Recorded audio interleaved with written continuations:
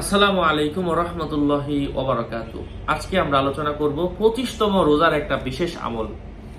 25তম রোজার দিন যেই দোয়াটা পাঠ করলে এবং আল্লাহ তাআলার কাছে সাহায্য চাইলে আল্লাহ তাআলা তার দোয়া কবুল করে নেন। এমনই একটা দোয়া আজকে আপনাদের সাথে শেয়ার করব, যা কোরআন কারীমের দোয়া বলতে একটা সূরা, যা আমার আল্লাহই নাজিল করেছেন আমাদের উপকারের জন্য, আমরা যেন উপকৃত হতে পারি, আমাদের হেদায়েত লাভের জন্য। আল্লাহ তাআলার কাছে অসম্ভব এমন কিছু নাই। আল্লাহ তাআলার কাছে সবই সম্ভব, যদি আপনার উদ্দেশ্য বৈধ হয় এবং আল্লাহ তাআলা আপনার নসিবে লিখে রাখেন, আল্লাহ তাআলা আপনার উপর সন্তুষ্ট হন। কেউ গুনাহ মাফ হওয়ার জন্য, উদ্দেশ্য পূরণ হওয়ার জন্য যেই উদ্দেশ্য নিয়ে আল্লাহর কাছে চাইবে, আল্লাহ তাআলা তাকে তা দান করবেন।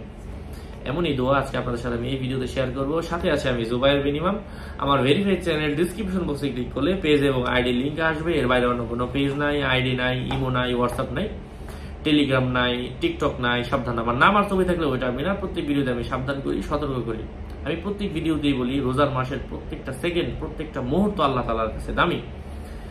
কখন আল্লাহ তাআলা দোয়া কবুল করে নেন বলা যায় না। এই জন্য রোজার মধ্যে আমরা বেশি বেশি কোরআনে কারীমের তেলাওয়াত করব, দান সদকা করব, মানুষের উপকার করব, আমর বিল মারুফ নাহি আনিল মুনকার করব, অর্থাৎ ভালো কাজের আদেশ, অসৎ কাজ থেকে নিষেধ করব। আল্লাহ তাআলা তাদের নেক আশাগুলা, উদ্দেশ্যগুলা পূরণ করে দেবেন ইনশাআল্লাহ। সাথে আছি আমি জুবায়ের বিন ইমাম। তো দোয়াটা কি? আল্লাহ তাআলা কোরআনে কারীমের মধ্যে নাযিল করেছেন সূরাতু আল আনআম।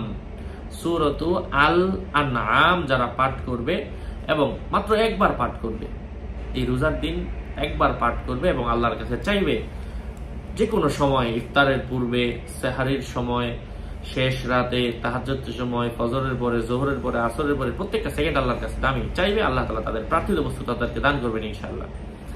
আশা করছি উপকৃত হয়েছেন। 30টা রোজার 30টা আমল আমি আপনাদের সাথে শেয়ার করছি, আপনারা করবেন, আল্লাহ তাআলা আপনাদের ভাগ্য বদলে দেবেন ইনশাআল্লাহ। আসসালামু আলাইকুম ওয়া রাহমাতুল্লাহি ওয়া বারাকাতুহু।